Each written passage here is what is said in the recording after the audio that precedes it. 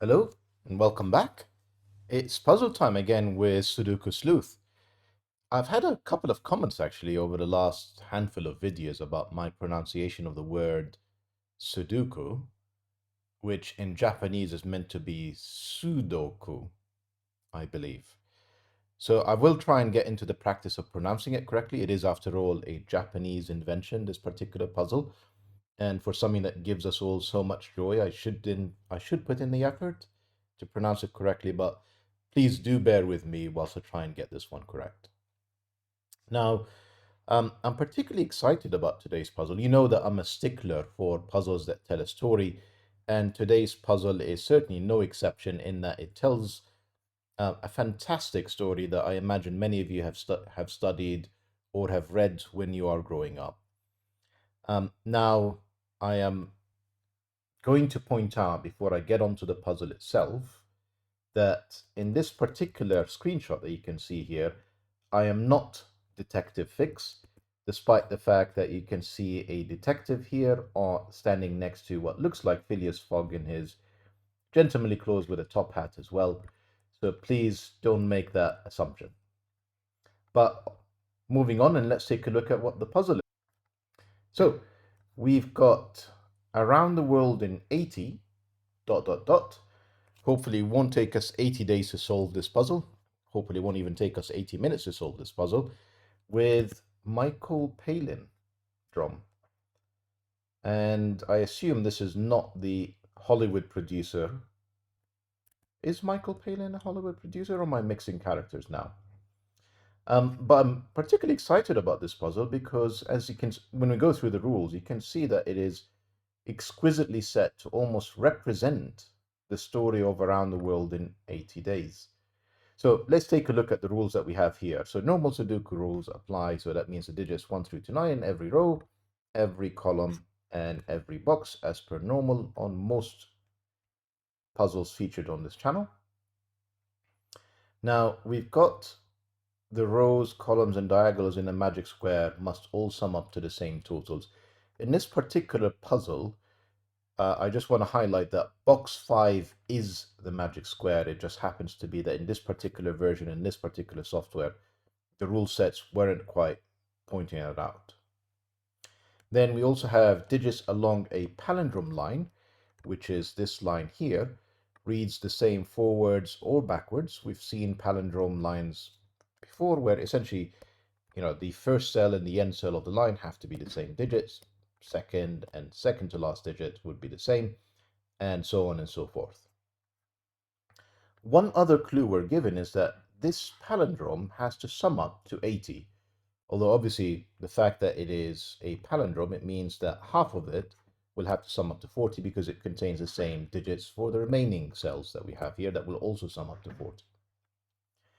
We also have black crop key dots, and even a white crop key dot. So it says essentially that digits that are connected with a black dot must be in a ratio of 1 to 2, and digits that are connected with a white dot must be in a ratio, must be 1 apart. Not all dots are shown, so that just means there is no negative constraint that we can apply here.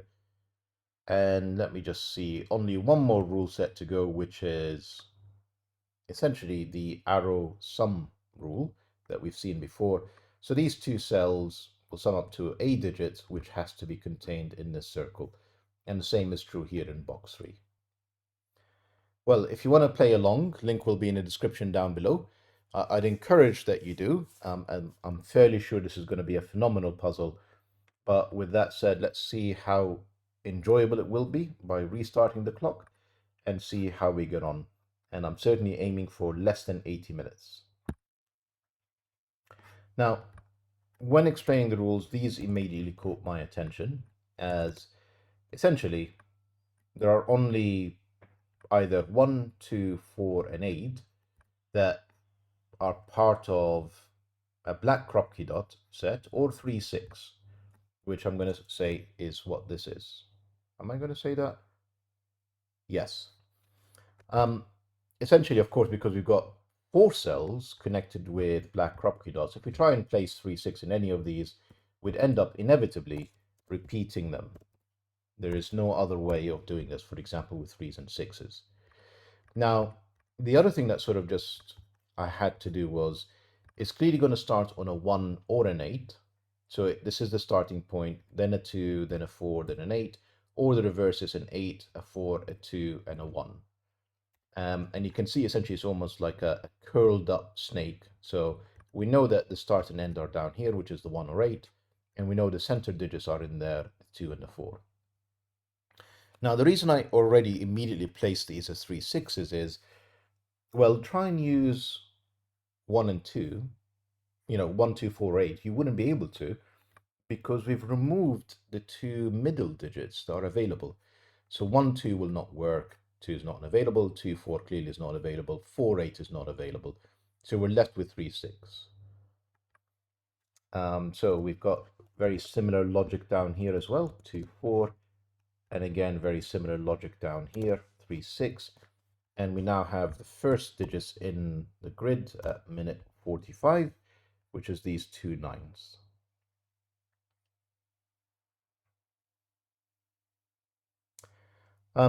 Magic squares. I've done a lengthy tutorial about this before, so I'm actually very tempted to just link to it and fill in what magic square could be. And just a quick reminder, essentially, there is no way of solving a magic square other than just having a 5 in the center. Even digits that will sort of come in particular pairs, as you'll see as we complete the puzzle, in the corners, and the remaining odd digits in this sort of cross sign in the middle.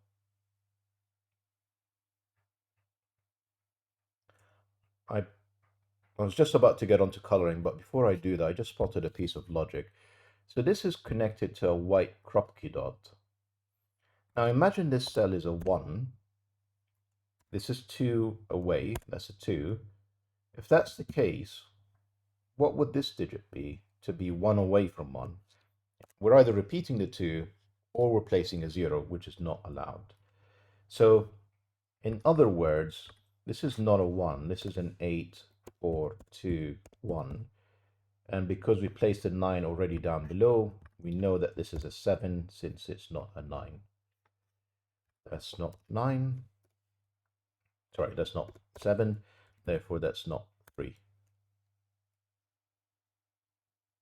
Now, what I was about to say is color coding. So we know that, and I don't necessarily know if any of these digits in this palindrome are repeating, but just to help me just sort of think about what these digits may be, I just want to be able to identify where are the two digits recurring. So these two purple digits are the same, these two blue digits are the same. Nothing stops us from saying, for example, purple and orange are the same. They absolutely could be. And perhaps there has to be some sort of repeats. We'll do some math in a second to prove that. But this just helps us visualize how do we get to 20 and 20 in these 6 cells. And I'm just focused on the palindrome because I just can't see how we can make any other progress at this point.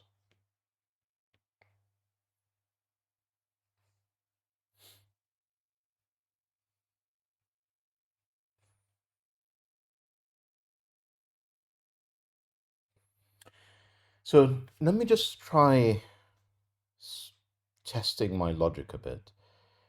If these digits were unique, we would be essentially placing 6 unique digits that add up to 20.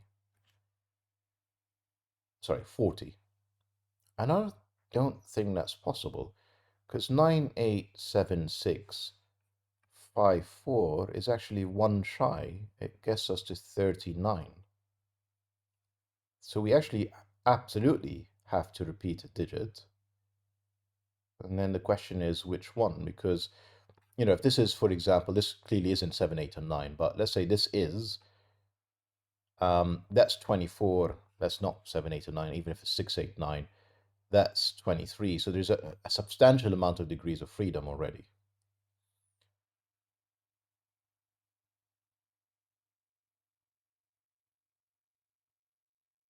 So we know that this is not 2, 4, 3, 6. I'm pretty sure we cannot include a 1, because even 1 with 9, 8 would be 18 in here.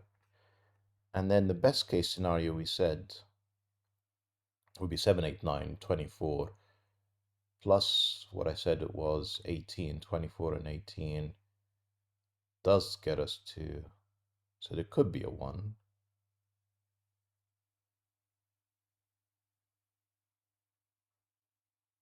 No, let me think this through. Right, so this 9 sees these strips. This 7 and 8 sees these strips.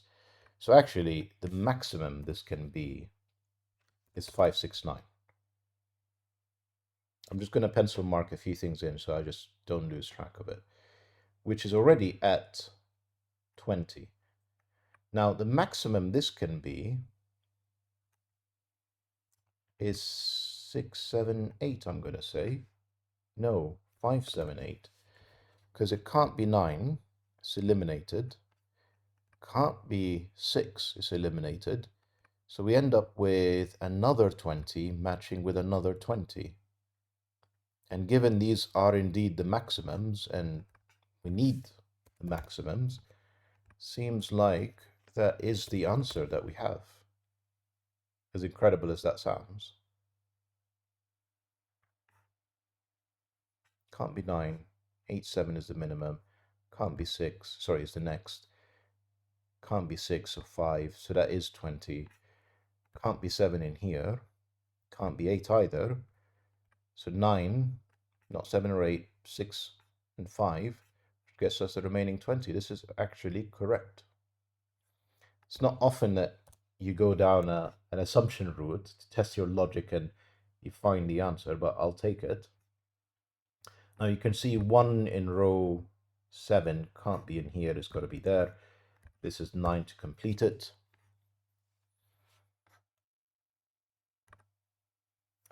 Let's tidy up this pencil marking a little bit. So none of these can be 5.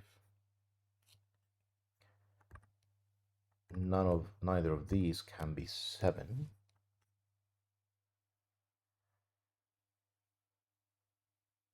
Do I have any more tidy ups that I can do? It's probably time for Magic Square to help us.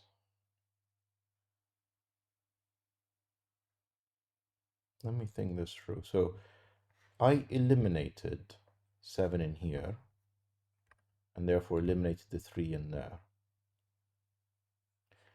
Now, I'm going to say that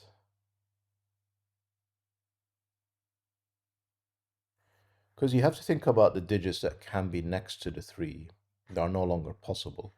So if this was a 3, this can only be 8 and 4. And because we've eliminated the 3,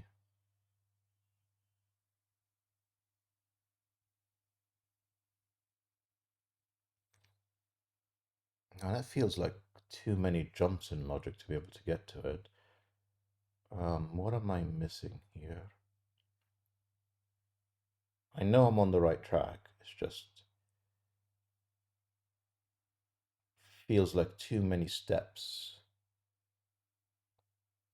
in our puzzle to be able to sort of get to the next spot. So just thinking this through.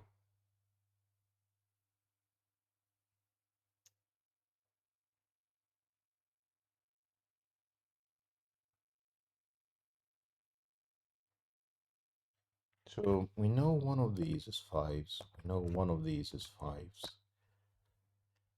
Can I eliminate any 5s? That would be immensely helpful if I can. If I can eliminate any of the 5s, then I could start to play logic such as, for example, if purple was the 5, then I know these are 6, 9. And I can then go ahead and eliminate things like this can't be 9, because blue or green, if one of them is a 9, then therefore this is not a 9. And you can start to make some very elegant logical deductions if I can just reduce the number of variables that we have here.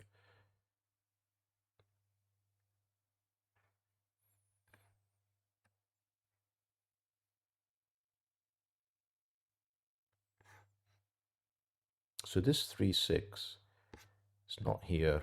That's the second 3, 6. And therefore we've got 5, 7, 8 and 1, 8 here. So it's not this 1, 8, it's this 2, 4 that sits in here to match this 2, 4.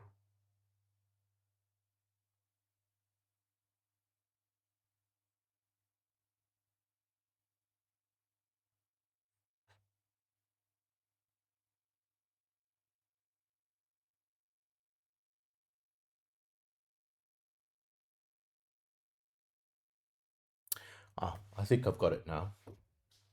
Right, let's try this on for size. If I make this a 9, in essence what I'm saying is there are no places where I can place, pardon me, a 9 in here, because remember the odd digits are in this cross pattern, and therefore blue cannot be a 9.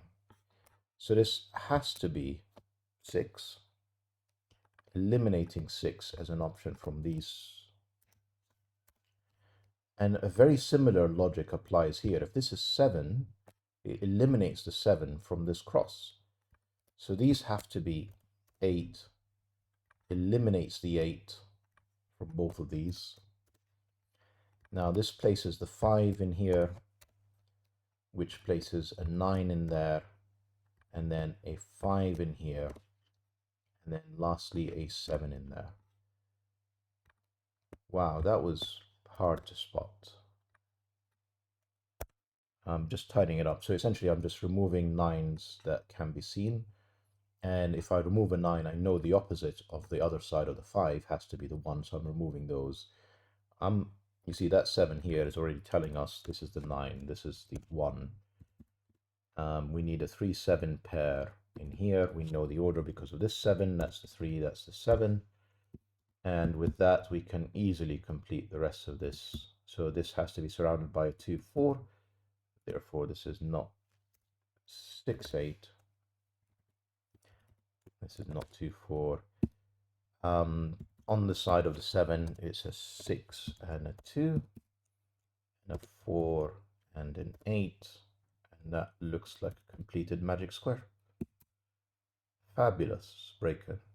Really, really, really good.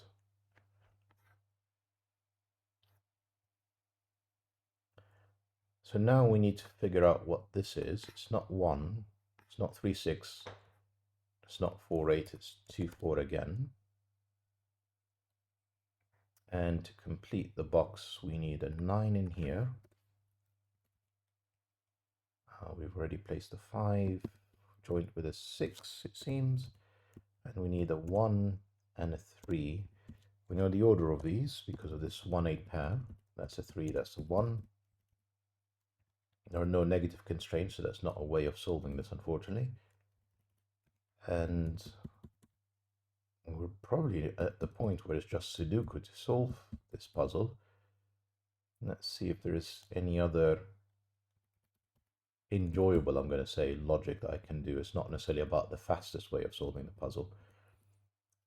Anything else? I mean, let's just do a bit of Sudoku here. Just 1, 2,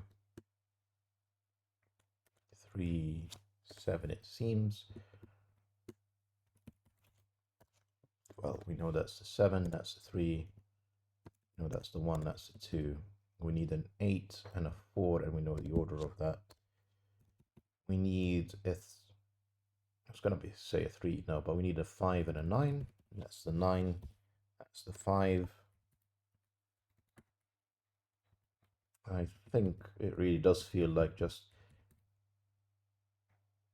do a bit of Sudoku to finish the puzzle. So let's do a bit of that. So we've got 2, 3, 4 up here. The 3 must be down there. We now have to place the following digits: 7, 6, and 5. Well, 5 and 6 are not in column 3, so the 7 is here. We don't know the order of 5 and 6. We need 1 and 8 in there. Surprisingly, we don't know the order of these. We need 7 with a 2, 4. I'm not gonna fully pencil mark that in. Have we got anything that helps us determine the order of this at all? So these two fours, yeah, the eight, obviously. So that's 1, 2, 4, 8, and 4. This is 2, 7. Don't know which order that is. We do know what this is, though. That's a 1, that's an 8. 3 and 6, do we know? Surprisingly not. Looks like we need 2, 3, and 4. I'm just gonna pencil mark in fully for now. Eliminate the 4, the 3.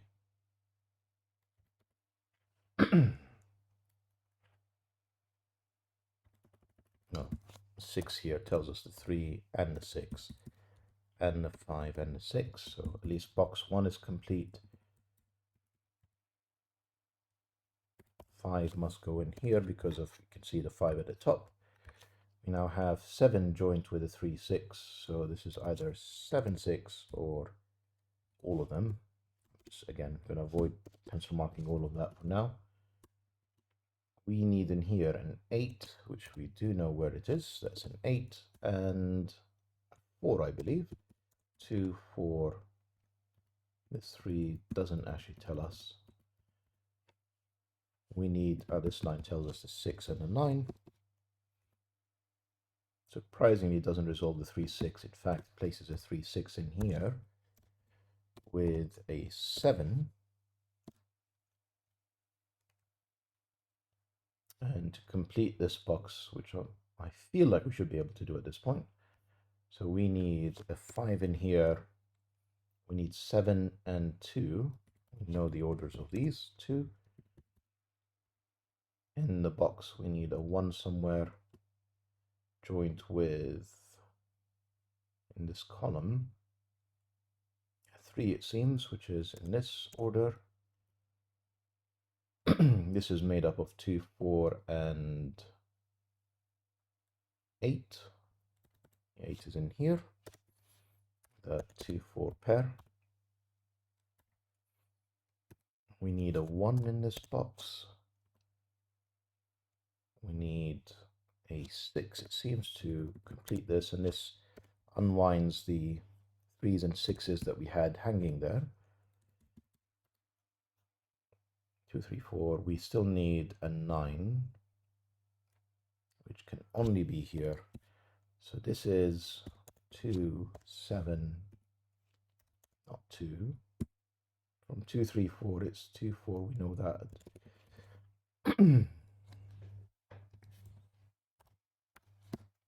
And excuse me if I've not made any mistakes, that's a solution for today's puzzle. And phenomenal puzzle, absolutely phenomenal puzzle. So really, really appreciate you creating it, Michael Palin, and sharing it with us, because it's a nice throwback to fantastic memories from childhood, and a really good way of representing it with this sort of palindrome around kind of almost the world being done with a sum of 80. So, love the story, love the puzzle. Hope you enjoyed it too, and see you back for the next video. Bye for now.